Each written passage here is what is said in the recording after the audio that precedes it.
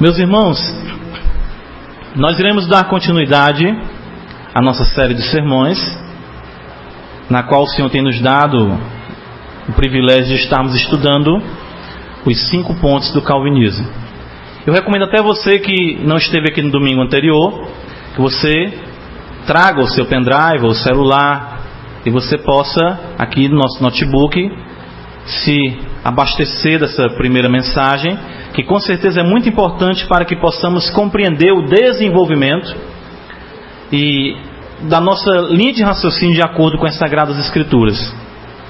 Em nosso último sermão nós verificamos que, de acordo com as Sagradas Escrituras, o homem encontra-se lamentavelmente e totalmente corrompido pelo pecado.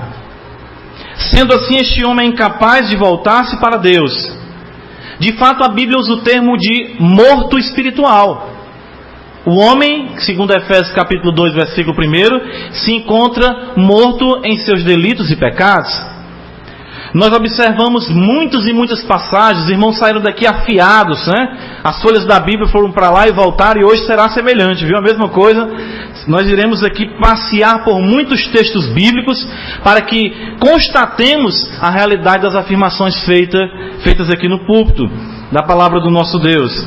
E podemos observar que esse homem se encontra depravado totalmente. Quando falamos da depravação total, falamos não que o homem se encontra apenas perdido imoralmente, ou seja, que a depravação, muitas vezes na nossa compreensão, envolve somente o aspecto sexual. Esse homem, essa mulher depravada, olha a linguagem desse homem, é depravada demais. Mas quando a Bíblia fala de depravação total, quando nós estudamos o que as Escrituras nos dizem, como se encontra o homem, nós podemos observar no domingo passado que todo o seu entendimento, todo o seu linguajar, todas as suas intenções, todas as suas obras, de fato estão completamente tomadas pela ação do pecado. Esse homem não vê espiritualmente, esse homem não ouve espiritualmente, esse homem não entende. De fato, a vida do homem sem Deus é uma vida de completa nulidade, sem valor, é vã, é fútil. Hoje na escola dominical estamos falando de como a graça de Deus nos traz um retorno à sensatez.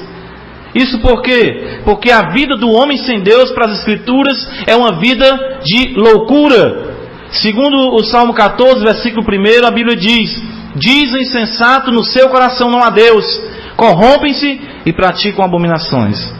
Então o homem sem Deus é o quê? Louco. O homem sem Deus é o quê? Morto. O homem sem Deus é o quê? Inimigo de Deus. Segundo Romanos 8, versículos 7 e 8, a palavra de Deus nos diz que o homem se encontra em inimizade contra Deus.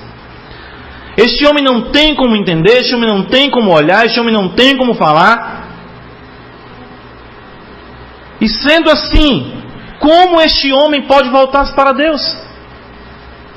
Nós falamos do ensinamento arminiano, dizendo que é o homem que dá o primeiro passo para Deus, que o homem é quem se volta para Deus.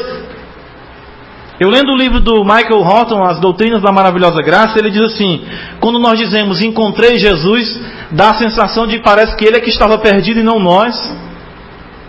Eu encontrei Jesus, mas quem estava perdido era você. Quem estava perdido era eu e você. Nós não achamos Cristo, nós somos achados. Agora podemos dizer que o achamos porque Ele acenou para nós, Ele de fato se apresentou para nós, Ele de fato nos atraiu pela sua graça irresistível. Como pode esse homem dar algum passo em direção ao Evangelho? Como pode uma pessoa que tem total aversão às coisas de Deus? E se você for honesto, se você for sincero, você vai analisar a sua vida antes de Cristo e depois de Cristo, a C e DC. Antes de Cristo, a vida era simplesmente seguida com o curso do mundo.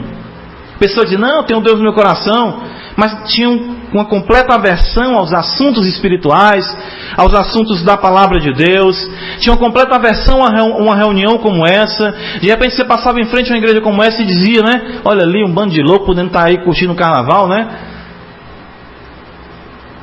Por que isso? Porque o homem se encontra totalmente morto em seus delitos e pecados. Ele não pode dar algum passo, nenhum passo em direção ao Evangelho. De fato, o homem não pode fazer nada. Nada de bom procede do homem morto, rebelde e inimigo de Deus. Nós temos que entender isso. Algumas vezes nós dizemos: pastor, mas eu conheço uma pessoa tão boa. De fato, quando você compara pessoas com pessoas, você encontra algum nível de bondade. Mas quando você compara o homem com Deus, quem é que é bom? Quem é que é bom? Ninguém. Somente Deus é bom. Somente o Senhor é perfeito. Nós precisamos compreender, irmãos, que a salvação é uma obra que do princípio ao fim, ela é totalmente divina. Na realidade, irmãos, o homem, ele não age na salvação, ele reage. O homem, ele reage à ação de Deus na sua vida, operando poderosamente em seu ser. O profeta Jonas, quando estava no ventre ali do peixe, do grande peixe, ele disse: ao Senhor pertence a salvação. A salvação não é algo que está na prateleira e que eu chego lá, sabe de uma coisa? Eu vou ser crente. Sabe de uma coisa? Vou pegar aqui esse pacote aqui para a minha vida, eu vou ser crente. Vou ver se esse negócio é bom mesmo, se isso funciona. Nós precisamos, irmãos, entender isso. Que a salvação, ela é uma obra de Deus do princípio ao fim.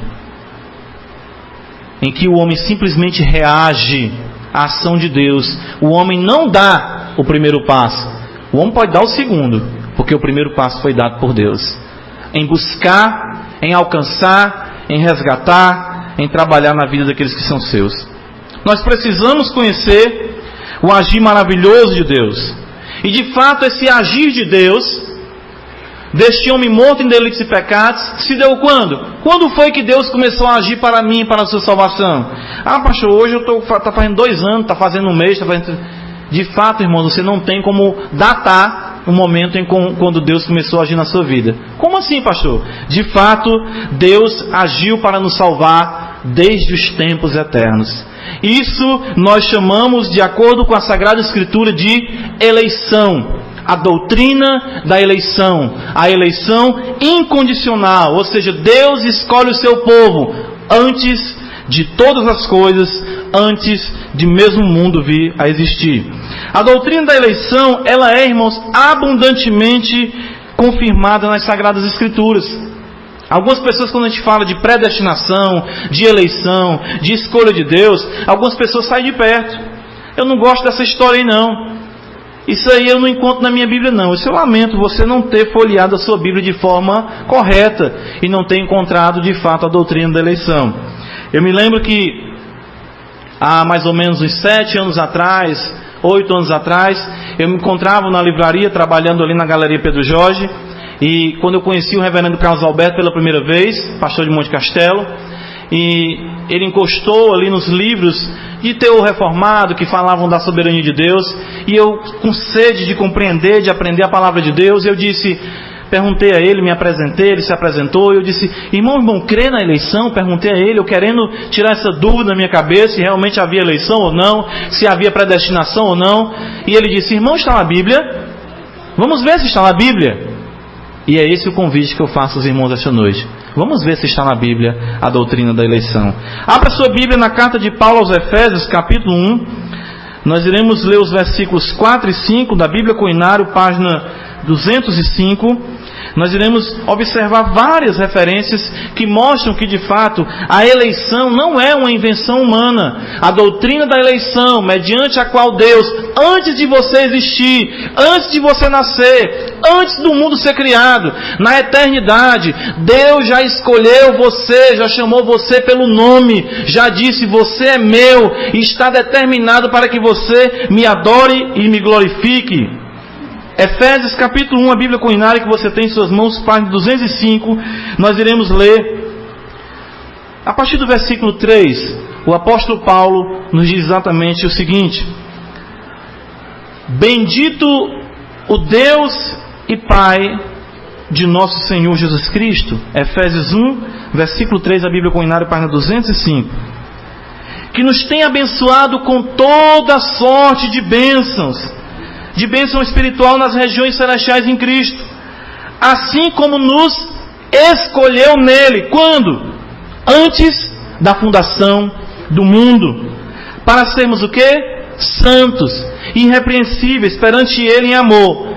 E em amor nos predestinou para sermos para Ele, para a adoção de filhos por meio de Jesus Cristo, segundo o beneplácito da sua vontade.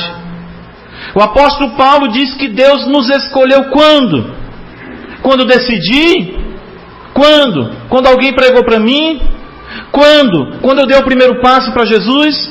Quando foi que Deus me escolheu, irmão?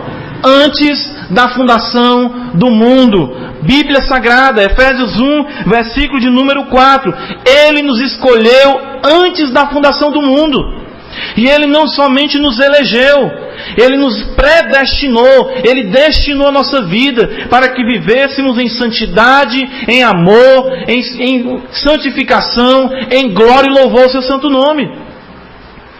A eleição, a predestinação são doutrinas confirmadas na Bíblia de forma abundante. Nós não podemos ignorar essa verdade na Escritura Sagrada. Carta de Paulo ainda, 2 Tessalonicenses. Você vai um pouquinho mais para frente. Bíblia Coinário, página 222, versículo de número 13. Tessalonicenses 2, versículo de número 13. Irmãos, é importante nós compreendermos o que a Bíblia diz. E aqui não há meu termo. Será que esse texto, pastor, não está falando de alguém? Não. Paulo fala dele, escrevendo para as igrejas e dizendo: nos escolheu, nos predestinou, determinou a nossa vida.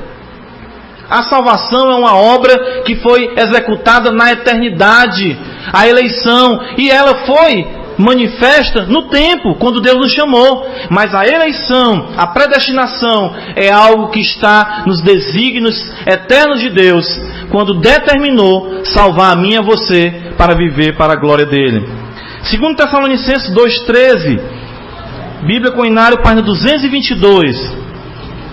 O apóstolo Paulo, ele vai dar graças a Deus pelos Tessalonicenses, dizendo: entretanto, devemos sempre dar graças a Deus por vós, irmãos amados pelo Senhor, porque Deus vos escolheu desde o princípio para a salvação, pela santificação do Espírito e fé na verdade.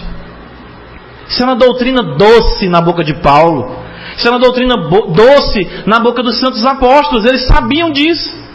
Sabiam que foi Deus quem se dirigiu até eles, quem os escolheu, quem agiu no seu ser. Colossenses, você volta um pouco agora na carta de Paulo. Versículo de número 12, capítulo 3, versículo número 12, a Bíblia Coinário, página 216. Olha o que o apóstolo Paulo ainda nos diz nesta carta. Colossenses, capítulo 3, versículo de número 12. O apóstolo Paulo diz, na Bíblia Coinário, página 216: revesti-vos, pois, como eleitos de Deus, santos e amados, de ternos afetos, de misericórdia, de bondade, de humildade, de mansidão, de longanimidade.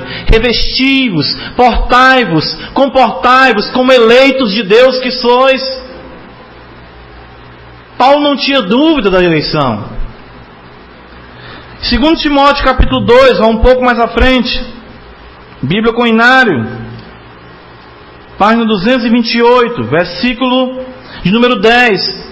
O apóstolo Paulo, falando da sua motivação de pregar o Evangelho, ele diz, em 2 Timóteo 2, versículo 10, Bíblia Coinário, página 228: por esta razão, tudo suporto por causa dos eleitos, para que também eles obtenham o quê? A salvação que está em Cristo Jesus com a eterna glória. Paulo diz que tudo eu suporto, eu enfrento as dificuldades, eu prego esse evangelho, eu sou chicoteado, eu sou injuriado, humilhado, mas tudo isso eu suporto por causa de quem? Dos eleitos, para que eles alcancem a salvação, para que eles ouçam o evangelho e sejam salvos, porque Deus já os escolheu, Deus já os predestinou. E Paulo disse que o seu ministério estava fundamentado na certeza de que haviam eleitos de Deus a serem resgatados para a glória de Deus. Texto de Romanos, que nós falamos essa noite, no capítulo 8, versículo 28 e 29, a Bíblia Coinário, página 168. Nós temos um texto que abertamente nos mostra a realidade também da eleição, da predestinação. Romanos 8, versículo 28 e 29, a Bíblia Coinário, página 168. O apóstolo Paulo ainda também nos diz: sabemos que todas as coisas cooperam para o bem daqueles que amam a Deus, daqueles que são chamados segundo o seu propósito. Porquanto aos que de antemão, ou seja, bem antes, na eternidade, conheceu, também o quê? Os predestinou para serem conformes à imagem do seu Filho, a fim de que ele seja o primogênito entre muitos irmãos. Olha o versículo 30. E aos que predestinou, a estes também chamou. E aos que chamou, a estes também justificou. E aos que justificou, a estes também glorificou. A eleição de Deus, a escolha de Deus, a predestinação, ela é uma doutrina embasada nas Sagradas Escrituras. No texto que nós lemos, logo na abertura do culto, livro do profeta Jeremias 31:3, ele diz: de longe se me deixou ver o Senhor, com amor eterno eu te amei, por isso com benignidade te atraí. Te amei com amor o quê? Eterno. Deus já nos amava antes mesmo de nascermos, antes das estrelas começarem a brilhar no firmamento, antes dos céus e a terra serem criados. Deus já havia determinado amar você. Isso é muito maravilhoso, irmãos. Isso nos mostra que a nossa salvação não está condicionada, por isso que é incondicional, a alguma coisa do que eu faço, do que eu fiz, ou porque eu sou bom, porque eu prego, ou porque eu oro, ou porque eu canto. Deus viu alguma coisa boa em mim? Não!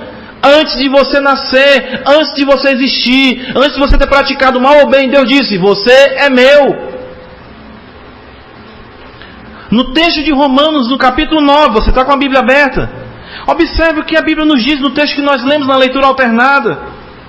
No versículo de número 11, ele diz, 9 e 11 de Romanos: e não eram os gêmeos nascidos. Quem eram esses gêmeos? Esaú e Jacó.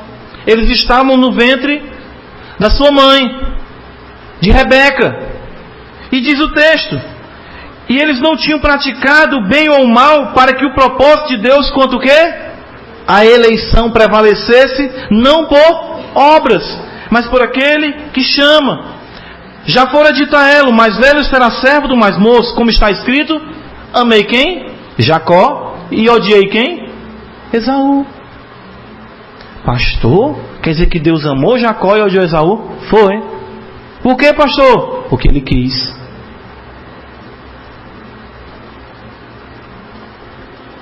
Pode ser chocante, mas o texto está dizendo isso para a gente. Dois gêmeos, mesma mãe, mesmo ventre, mesmo DNA, mas Deus escolheu Jacó e não tinha escolhido Esaú.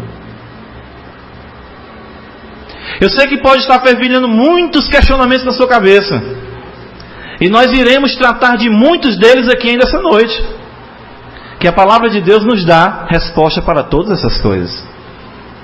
O propósito da eleição, o propósito de toda essa grande obra é para justamente nos deixar atônitos diante da grandeza de Deus.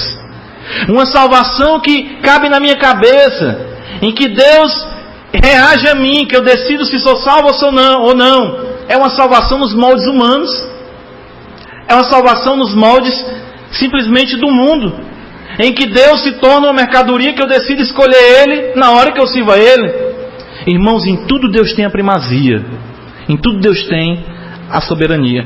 A doutrina da eleição, ela é tão bíblica, ela é tão fundamentada nas Escrituras, que até mesmo os anjos existem os anjos eleitos.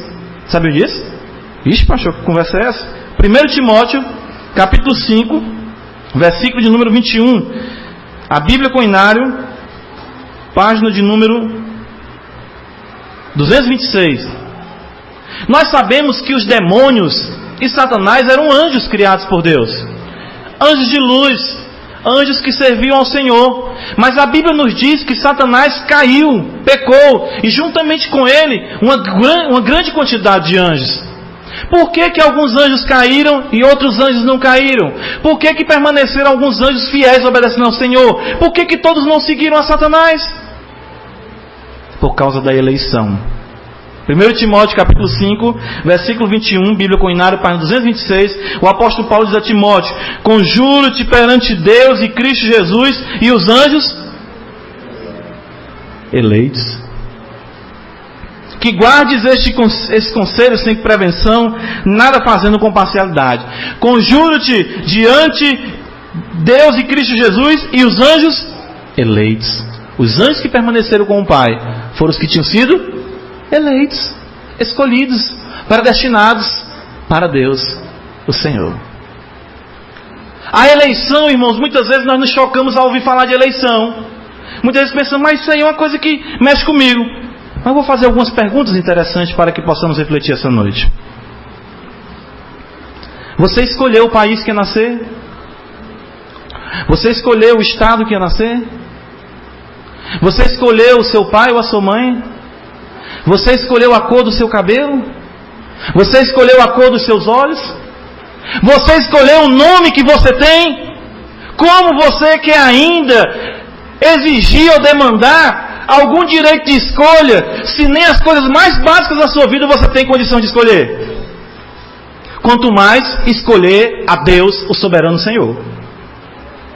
E essas decisões que demandam país que falam de onde eu nasci, os pais que eu tive, esses fatores são determinantes para a salvação de alguém. Por exemplo, alguém que nasce num país distante, que nunca ouviu falar do Evangelho, essa pessoa vai se perder.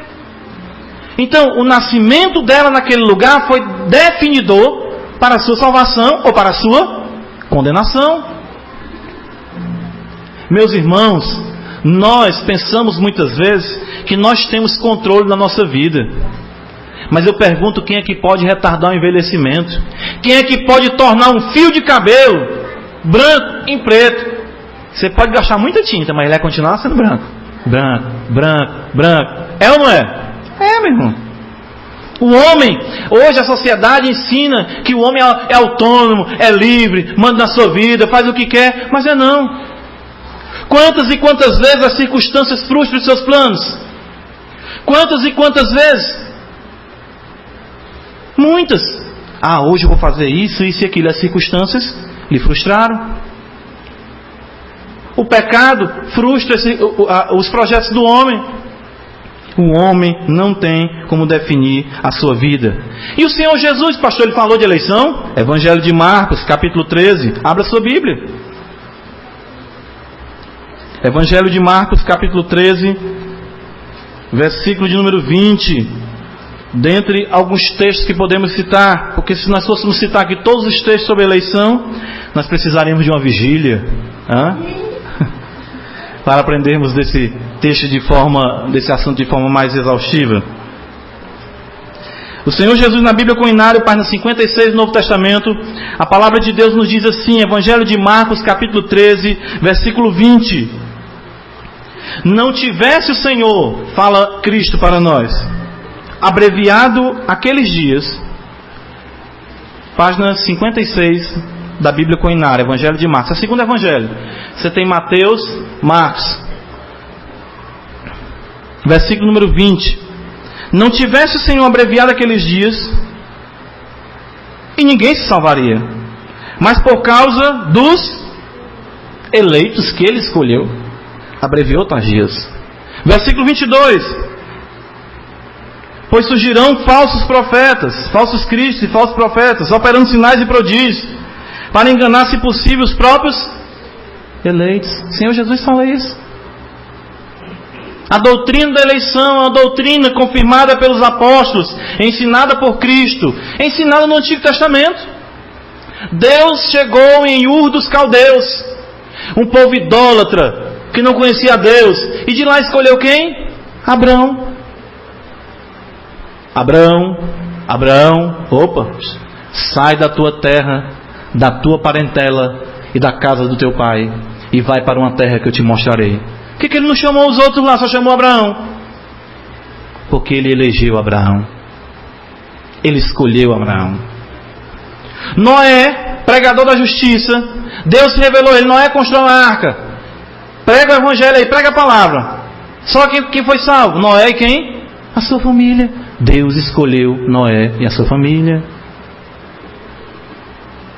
Meus irmãos, a doutrina da eleição, ela é clara e patente na Bíblia. Em João 15,16, Jesus fala para os seus discípulos: não foste vós que escolhestes a mim, mas fui eu que escolhi a vós. E vos nomeei para que vades, deis fruto e o vosso fruto permaneça. A eleição, irmãos, ela é incondicional. Ou seja, ela não se baseia em alguma obra humana. Porque nós já temos visto o estado em que o homem se encontra. Nós não falamos desde o começo? Como é que o homem morto, cego, surdo, não entende nada de Deus, vai fazer alguma obra para ser salvo? Como é que Deus vai olhar para esse homem e dizer assim: vou te escolher porque tu fez alguma coisa boa, se esse homem está morto? É como chegar diante de um cemitério, irmãos. Esse é o estado da humanidade. Deus olhou para o cemitério e foi dizendo no nome: vive, vive, vive, vive, vive, você, você, você, você. Todos estão mortos nos seus delitos e pecados. O homem não tem iniciativa. O homem se encontra morto. Por isso que a eleição é fruto da livre e soberana graça de Deus, que alcança a quem quer. Deus alcança a quem quer, irmãos. Abra sua Bíblia em Atos dos Apóstolos, capítulo 16. Bíblia com Inário, página 146.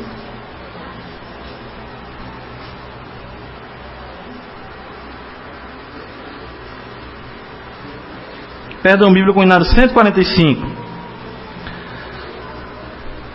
Aqui eu costumo dizer para minha filha: olha, eu coloquei o seu nome de Lídia por causa desse texto aqui. Achei maravilhoso a ação, maravilhoso fato e maravilhosa a ação de Deus na vida desta mulher. Atos dos Apóstolos, capítulo 16, versículo número 11. Bíblia com Inário, página 145. Bíblia com Inário, página 145. Diz-nos assim a palavra de Deus. Versículo 11 do capítulo 16. Tendo, pois, navegado de Troade, seguimos em direitura a Samotrácia, no dia seguinte a Neápolis, e dali a Filipos, cidade da Macedônia, primeira do distrito e colônia. Nesta cidade permanecemos alguns dias. Lucas está escrevendo a viagem do apóstolo Paulo, viagem missionária. No sábado saímos da cidade para junto do rio, onde nos pareceu haver um lugar de oração. E assentando-nos, falamos às mulheres que para ali tinham concorrido. Muitas mulheres, né? Rio, né? Lugar de lavar roupa, né? Lugar de muita gente se encontrar. As mulheres estavam ali também. Certa mulher chamada Lídia, da cidade de Tiatira, vendedora de púrpura, temente a Deus, nos escutava. O Senhor lhe abriu o coração para atender as coisas que o apóstolo, que Paulo dizia. Depois de ser batizada, ela e toda a sua casa nos rogou, dizendo: se julgais que eu sou fiel ao Senhor, entrai na minha casa e aí ficai. E nos constrangeu a isso. Irmãos, havia muitas mulheres naquele rio, mas Deus abriu o coração de Lídia, diz o texto. Lucas está dizendo: Deus abriu o coração de Lídia para atender as coisas que Paulo dizia. Por que o coração das outras pessoas não foram abertas? Alguém pode dizer: mas pastor, ela já era temente a Deus.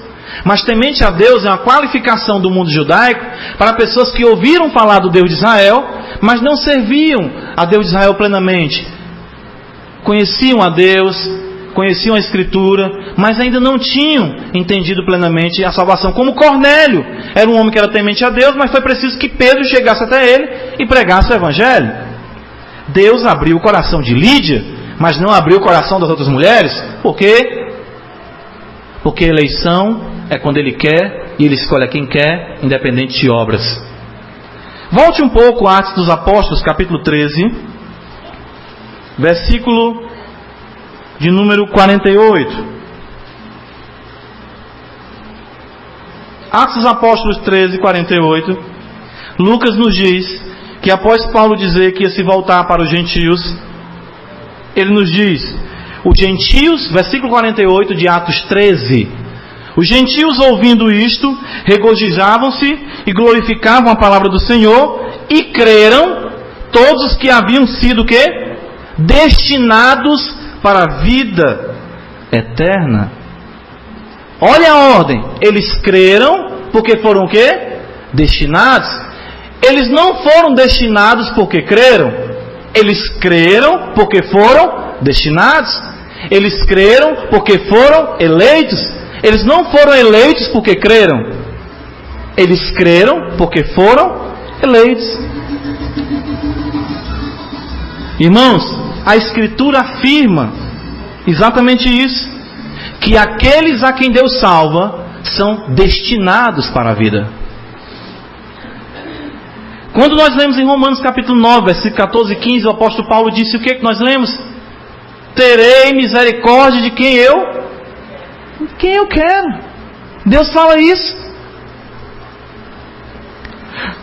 O grande problema que nós temos para entender a doutrina da eleição é que nós achamos que Deus é devedor ao homem, que Deus deve alguma coisa ao homem. Mas antes de nós tratarmos essa questão, nós precisamos entender que até mesmo a fé e o arrependimento que o homem tem é fruto da eleição de Deus. E pastor? Às vezes a pessoa diz assim, mas fui eu que tive fé, fui eu que me arrependi. Irmãos, a fé e o arrependimento não são meios para que alguém seja eleito, mas é evidência de que alguém é eleito. A fé e o arrependimento é a evidência de que uma pessoa foi eleita, e não os meios para ela ser eleita, porque nós vimos que o homem está morto. O homem está morto em delito e pecado, como é que ele vai ter fé? Como é que ele vai ter arrependimento? Abra sua Bíblia em Efésios capítulo 2, versículo de 8 e 9. Bíblia Coinário, página 206. Bíblia Coinário, página 206.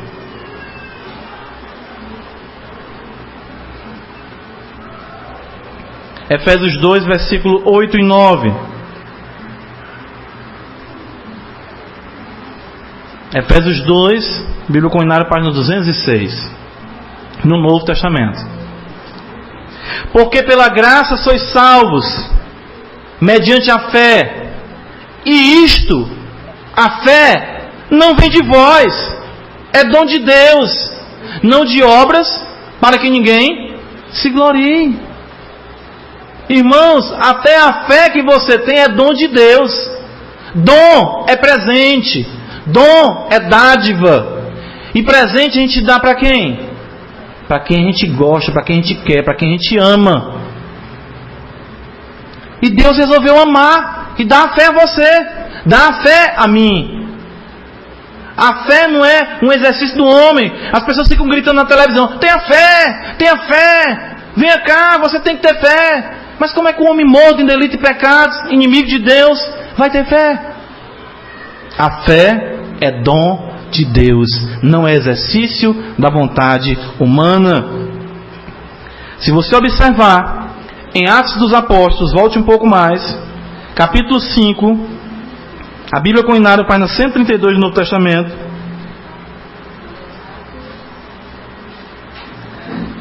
Atos dos Apóstolos, capítulo 5, versículo número 31, você irá observar que o arrependimento também é dom de Deus.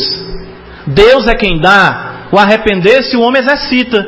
A fé o homem exercita, o arrependimento o homem exercita, mas tudo isso procede da mão de Deus, e Ele dá a quem Ele quer. Atos 5, versículo de número 31. Perdão, isso mesmo, 31. Deus, porém, com a sua destra, o exaltou a príncipe salvador, quem? Cristo, a fim de conceder a Israel o arrependimento e a remissão de pecados. Conceder o quê? O arrependimento. Deus é quem concede o arrependimento. Quando alguém se arrepende, quando alguém tem fé, é evidência de que aquela pessoa foi eleita e escolhida por Deus. A fé e o arrependimento não são meios para alguém ser eleito, mas a prova de que alguém foi eleito. Atos dos Apóstolos, ainda capítulo 11, versículo de número 18, ainda falando do arrependimento. As Escrituras nos dizem exatamente a mesma coisa. Bíblia Comunitária, página 139. E ouvindo eles estas coisas, apaziguaram-se e glorificaram a Deus, dizendo: logo também aos gentios foi por Deus concedido o quê? O arrependimento para a vida. Deus é quem deu o arrependimento a Israel, Deus é quem dá o arrependimento aos gentios. O arrependimento também é dom de Deus. Se você crê em Deus e se arrepende dos seus pecados, louve a Deus, porque Deus o escolheu desde a fundação do mundo. Mas se você ouve o Evangelho, se mantém rebelde, não quer conversa com o Evangelho, abomina o Evangelho, isso é um triste sintoma de uma vida que não conhece a Deus e que não foi contemplada pela sua graça para servi-lo. Existem algumas objeções quanto à questão da doutrina da eleição que eu gostaria de tratar com vocês, para nós concluirmos. Primeira coisa que surge na mente do homem: isso não é injustiça não, pastor? Deus escolheu uma pessoa e não escolheu outra? Não é essa a primeira coisa que vem na mente da gente? Não é injustiça não? Nós temos que entender que ao Adão cair, quem foi que caiu? Todos nós. Não é isso que a Bíblia ensina?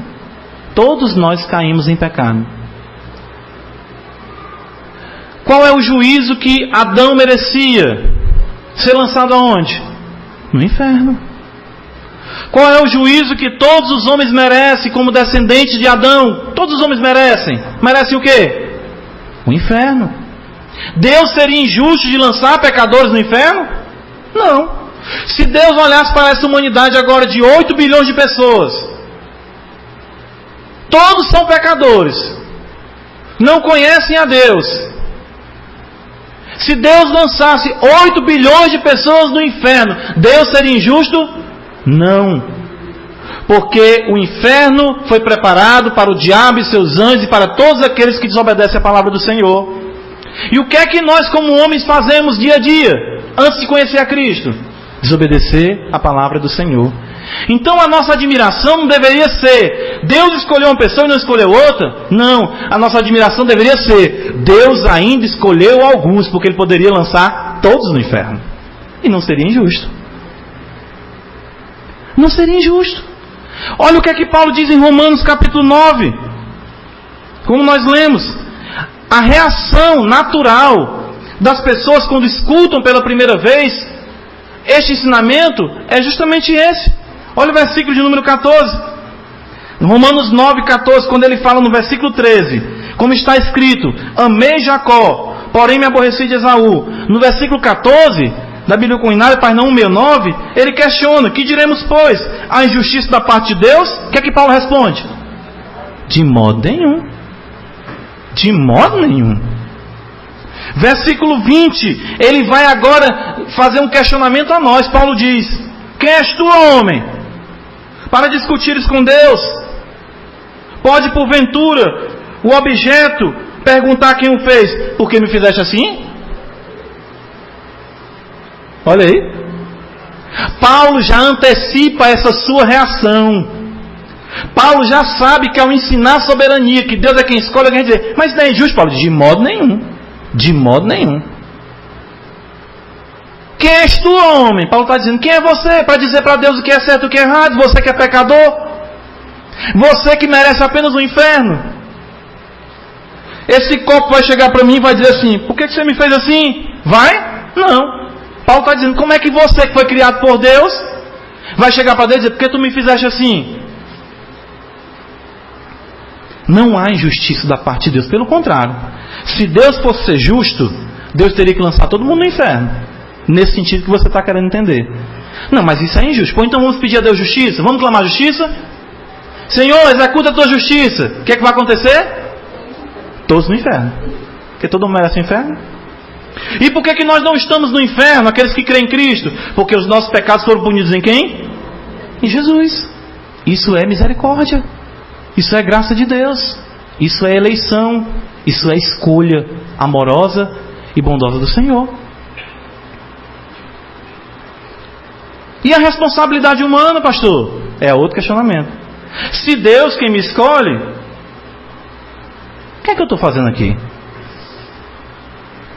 Abra em Lamentações, Jeremias, Bíblia Coinário, no Antigo Testamento, Lamentações, Jeremias, Bíblia Coinário, só achar a página para dizer para você. Página 711 no Antigo Testamento. Lamentações do profeta Jeremias. Versículo de número 39 do capítulo 3. Capítulo 3, versículo de número 39. O profeta Jeremias nos diz, após contemplar a miséria de Jerusalém, a destruição de Jerusalém, ele está lamentando pela desgraça do povo, e ele chega à conclusão da parte de Deus, no versículo 39 do capítulo 3, Bíblia Coinária, página 711, no Antigo Testamento. Por que, pois, se queixa o homem vivente? Queixe-se cada um dos seus próprios pecados. Se o pecado me deixou incapaz de responder a Deus, como ele de fato deixou, a culpa é de quem? Minha, sua, do nosso pai em Adão. Se hoje em dia o homem não pode se voltar para Deus, isso é fruto do pecado na vida dele. Isso é fruto da desobediência. Queixe-se dos seus pecados. O homem não pode se queixar diante de Deus. Por que Deus me escolheu e não escolheu fulano? Isso não está tirando a minha responsabilidade, não? Não. Porque de fato o homem só caminha para o pecado. Só faz o pecado. E isso é o que tornou incapaz. Deus não está sendo injusto quanto à questão da responsabilidade humana. Porque o homem ficou incapaz. Por isso que a eleição é necessária. Porque o homem não tem como se voltar para Deus. Por que pregar? Já que as pessoas estão eleitas.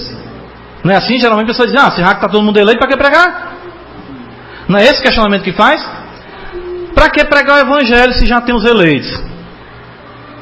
1 Coríntios, capítulo 1, versículo de número 21, Bíblia Coinário, página 177, no Novo Testamento. 1 Coríntios 1, 21.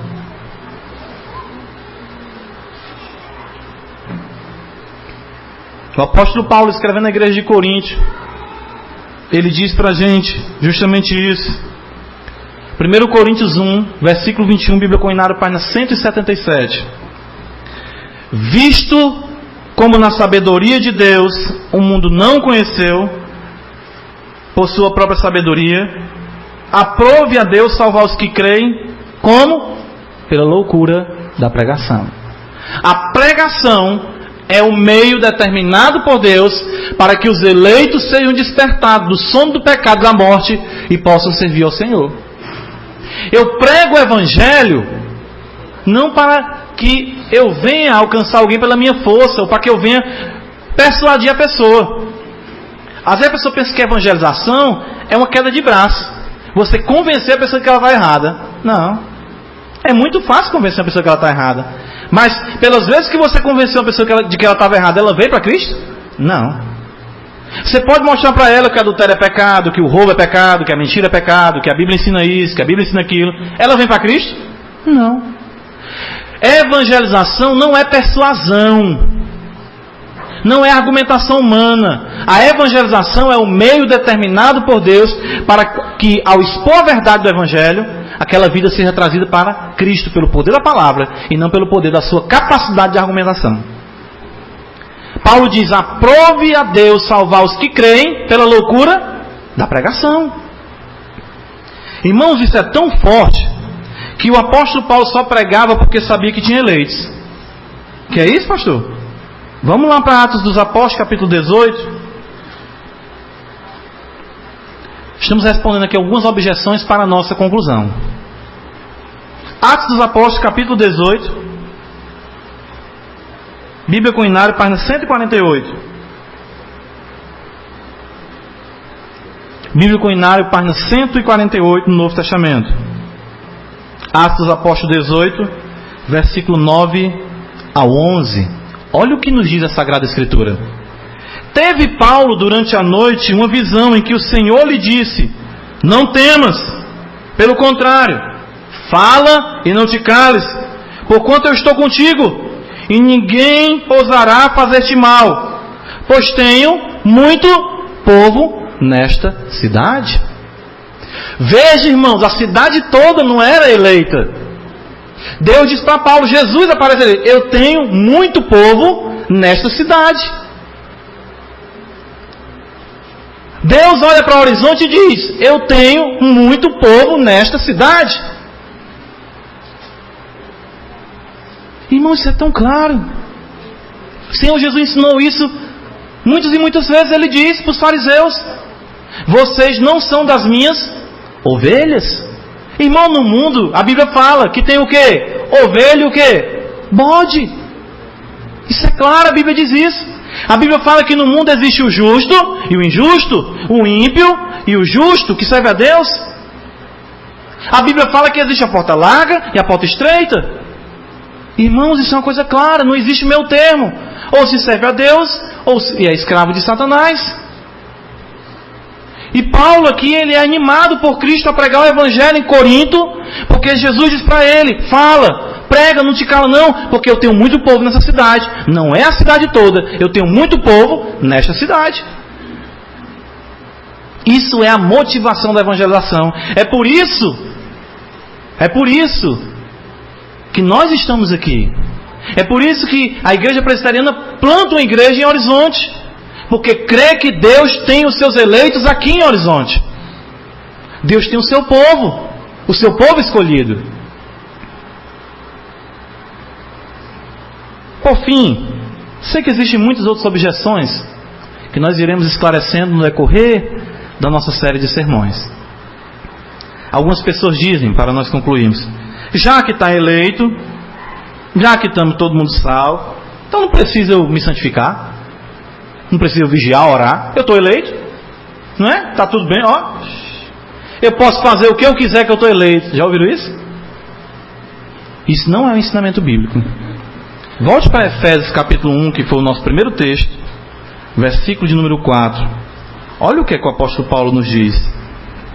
Quando ele fala de eleição, quando a Bíblia fala de predestinação, sempre a Bíblia associa ela com a santificação. Efésios 1:4, Bíblia com Inário, página 205. Olha o que é que as Escrituras nos dizem. Assim como nos escolheu nele antes da fundação do mundo, para o quê? Para sermos santos. E o quê? Irrepreensíveis perante ele. Eleição é para santificação. Escolha de Deus é para uma vida liberta.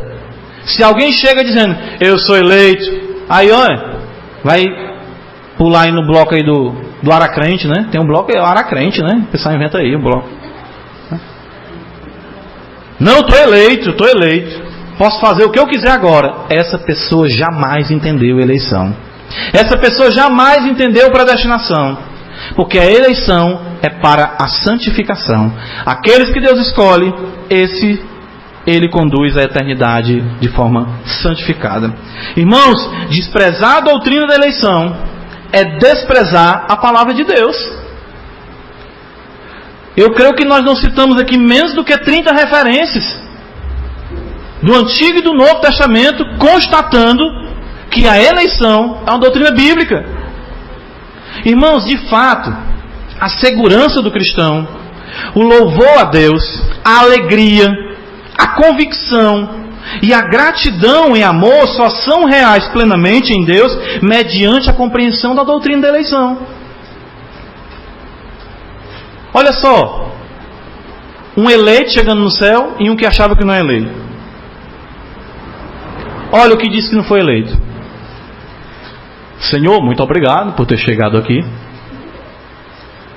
De fato, foi muito importante a tua morte na cruz. Mas eu fiz a minha parte, Senhor. Eu te escolhi. Se de fato eu não tivesse optado por ti, e não tivesse eu caminhado com as minhas forças, obedecendo a tua palavra, eu não estaria aqui.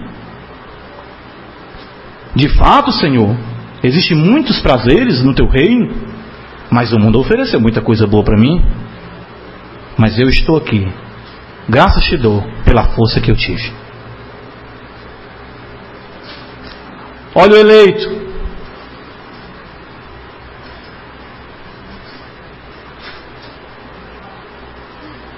Louvado seja o teu nome, Senhor. Eu não merecia estar aqui, mas tu me escolheu. Eu sou teu. Tu és meu. Bendito seja o teu nome, Senhor. Vamos orar ao Senhor. Ó Deus e Pai, de fato nos deparamos com tantos assuntos sublimes que nos faltam palavras para expressarmos a grandeza do teu nome. Nos falta, Senhor, capacidade de compreender, de abarcar.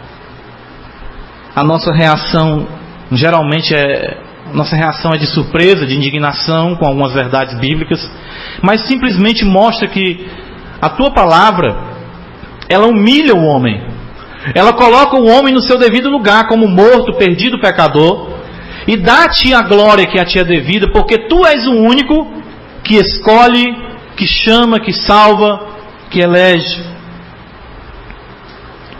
Por isso, Pai, nós queremos te exaltar, porque nós somos frutos da tua ação e não da nossa. Nós somos frutos da tua misericórdia e não da nossa escolha. Nós somos frutos da tua graça. A fé que nós temos foi tu que nos deu. O arrepender-se é um dom teu. De fato, nós tudo o que temos, o que somos, nós depositamos aos teus pés porque reconhecemos que procede de ti. Não deixa a arrogância nos iludir e nos enganar. Deste evangelho barato que é ensinado, em que Cristo é apresentado como uma mercadoria numa prateleira, em que as pessoas o escolhem simplesmente, Senhor, para satisfazer os seus caprichos, os seus desejos. Mas faz-nos andar aos teus pés, reconhecendo que do Senhor procede a salvação. Pai, essa é a nossa oração a ti, em nome de Jesus. Amém.